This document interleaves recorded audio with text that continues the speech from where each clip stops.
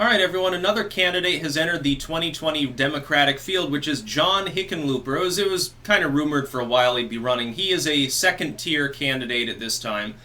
He'd be similar to a Gabbard or something. He's not quite in the Bernie Sanders through Elizabeth Warren zone, but he probably rounds out the top of the second tier. He is technically viable. Considered a moderate, although that's by Democratic Party standards would still be very far left, close to socialism.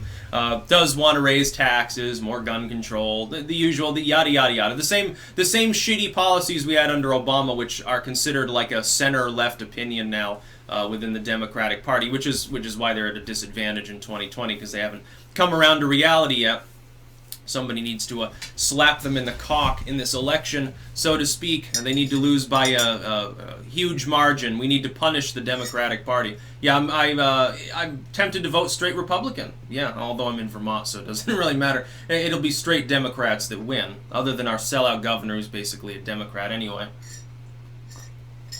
There aren't many actual Republicans in this state. You don't have evangelocons because there aren't really many religious people. You don't have neocons so much in this state because it's pretty anti-war, pretty hippie-trippy. It really is. It's so weird. It's like a whole other country should be our motto. But Hickenlooper's technically viable. He doesn't have quite so much baggage as many. He's more business Democrat friendly. I just wonder whether he has enough name recognition to be able to crack through into the top three. And really, as you go into the first four states, which remain unchanged, you will have the Iowa caucus, the New Hampshire primary, the South Carolina primary, and the Nevada caucus. Those are the first four. If a candidate has not at least gotten second place in any of those first states, they are no longer viable. You have a packed field in which it is impossible for all of the candidates to have achieved that. Generally speaking, the person who becomes the nominee in either party has won a couple of those states. In Trump's case, he won 3. And of course, in Hillary Clinton's case, I think she won Iowa.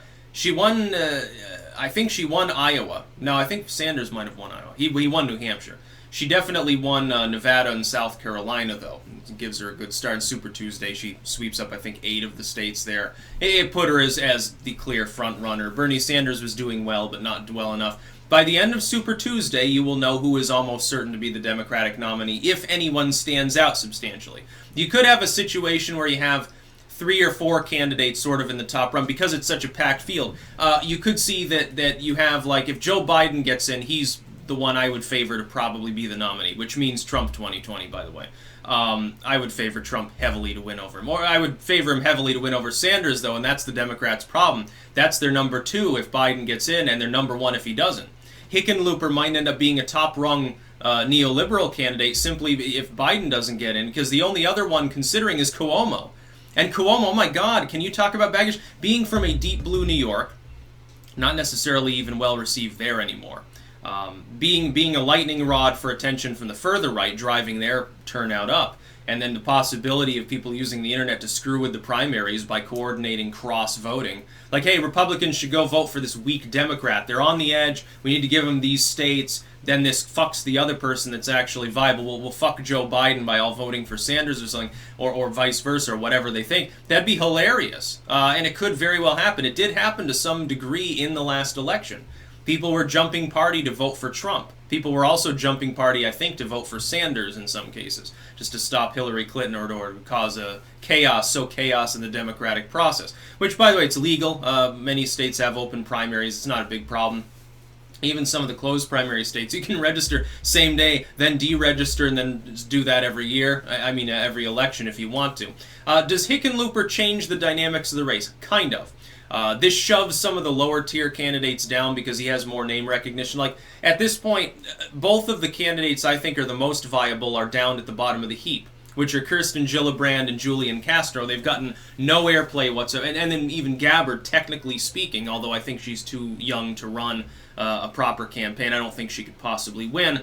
I would say the same is true of her. These people who are technically able to wage a national campaign and do well and maybe even win are not being taken seriously because the Democratic Party has lurched so far to the left. Keep in mind, the top 3 right now are all far left. Bernie Sanders is a self-proclaimed socialist.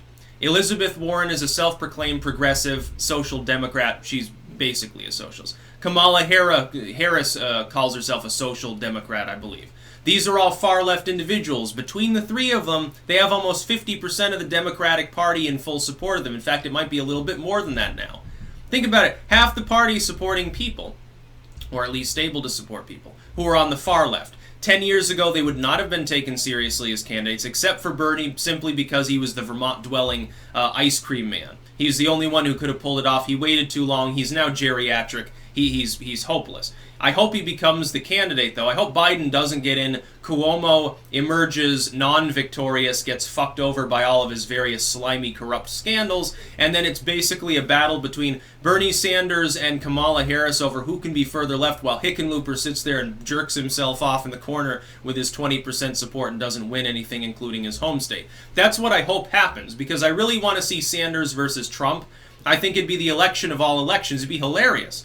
Because a really, really old socialistic dude is going to get beaten up on by a New York multi-billionaire corporate magnate / sitting president, and it's just going to be meme after meme. It would be hilarious. Whereas Biden's more boring. Hickenlooper's boring. He's too sane. Honestly, I think that the problem is that some of these people who are otherwise technically viable are too sane for the party. It's like they want someone to sit there and spout off vague platitudes about how they're going to give you free health care and free college, which means taxpayer funded. By the way, you're not getting shit for free if you're in the middle class. You're going to be paying more taxes. Oh, yeah. Basically what it amounts to is here, pay $5,000 more in taxes and we'll give you $4,000 in actual services that you'll use. Wonderful. That's great for people who are very, very poor or who are like older or crippled or something. Sanders' ideas will save you money. They'll be good for you. For everyone else, for anyone who's not old or unproductive in some way, or under 18, he's going to fuck you in the ass. That's what Bernie Sanders wants to do. Fuck 90% of the population in order to so-called help the rest. But because of low efficiency within our heavily bureaucratized system, most of that tax money will just get, siphoned away by a bureau. It's not going to go to the poor. That's not charity. That's just theft. It's also a dumb idea that can never work. Our system is too convoluted at the moment. We would need to streamline the system heavily in order to make any elements of his social spending actually function at a decent capacity and be worth implementing. That's why I think we need to tear apart the bureaucracy. You tear apart enough of the bureaucracy, yeah, you can have universal health care. It'll pay for itself. But you got to tear apart that bureaucracy first. There's no way to do it.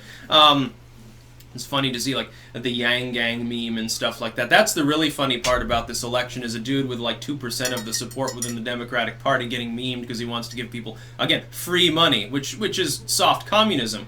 It's a form of wealth redistributionism. The government can't give anyone its own money. Or it can inflate things, but then people with savings are getting robbed. You do realize that, right?